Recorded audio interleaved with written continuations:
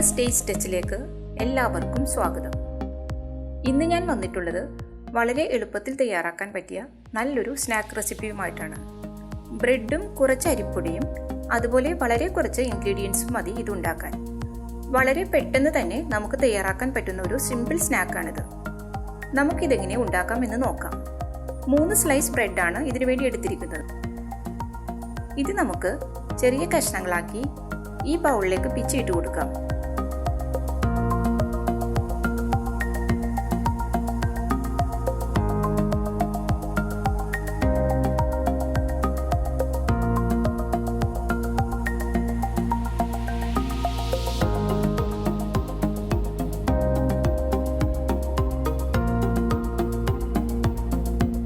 ഒരു ചെറിയ സവാള കൊത്തിയരിഞ്ഞത് ഇതിലേക്ക് ചേർക്കാം.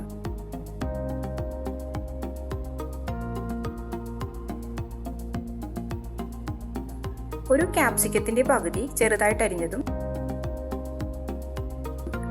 ഒരു പച്ചമുളക് ചെറുതായി അരിഞ്ഞെടുത്തിട്ടുണ്ട്, അതും ഇതിലേക്ക് ഇടാം. ഇതിലേക്ക് പകുതി ചെറുനാരങ്ങ പിഴിഞ്ഞൊഴിക്കാം.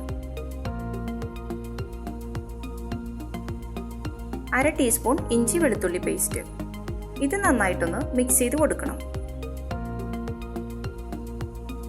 ഇതിലേക്ക് ഇനി 3 ടീസ്പൂൺ അരിപ്പൊടി ചേർക്കാം. 5 ടീസ്പൂൺ മൈദയും കൂടി ചേർക്കുന്നുണ്ട്. 1/4 ടീസ്പൂൺ മഞ്ഞൾപ്പൊടി, 1/4 ടീസ്പൂൺ കുരുമുളക് പൊടി, 1/2 ടീസ്പൂൺ കാശ്മീരി മുളക് പൊടി, 2 നുള്ള സോഡാപ്പൊടി, ആവശ്യത്തിന് ഉപ്പും ചേർത്ത് ഇത് നന്നായിട്ട് ഒന്നുകൂടി മിക്സ് ചെയ്തെടുക്കണം.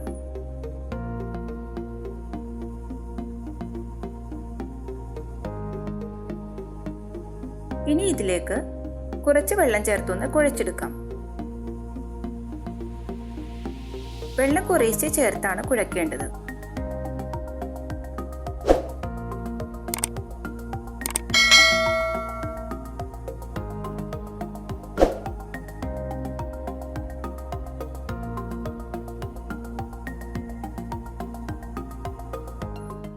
ഞാനിതിലേക്ക് 6 ടേബിൾ സ്പൂൺ വെള്ളം ചേർത്തിട്ടുണ്ട്. മാവ് അധികം ലൂസായി പോകരുത്, അതുപോലെ തിക്കായും പോകരുത്. ഈ ഒരു പരുവത്തിൽ നമുക്കിത് എടുക്കാം. ഇതിലേക്കിനി കുറച്ച് മല്ലിയിലയും കൂടി ചേർത്തൊന്ന് മിക്സ് ചെയ്തെടുക്കാം.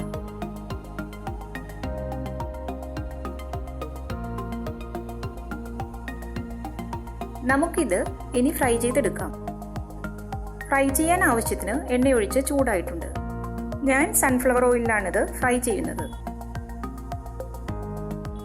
ഇനി നമുക്കിത് കൈകൊണ്ട് തന്നെ എണ്ണയിലേക്ക് നുള്ളിയിട്ട് കൊടുക്കാം.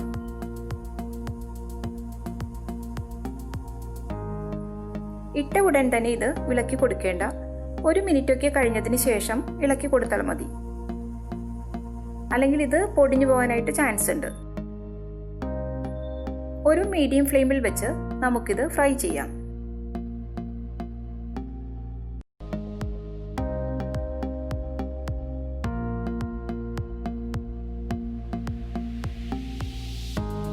ഇപ്പോൾ ഇത് ഫ്രൈ ആയി ഒരു ഗോൾഡൻ ബ്രൗൺ ആയിട്ടുണ്ട്.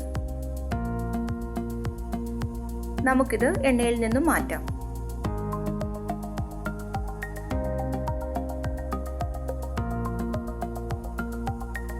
പുറമേ നല്ല ക്രിസ്പിയും അകത്ത് നല്ല സോഫ്റ്റുമായ ഈ സ്നാക്ക് കഴിക്കാൻ നല്ല ടേസ്റ്റാണ്. എല്ലാവരും ട്രൈ ചെയ്ത് നോക്കണം. ഈ വീഡിയോ ഇഷ്ടപ്പെട്ടാൽ ലൈക്ക് ചെയ്യാനും ഷെയർ ചെയ്യാനും സബ്സ്ക്രൈബ് ചെയ്യാനും മറക്കരുത്. Thank you.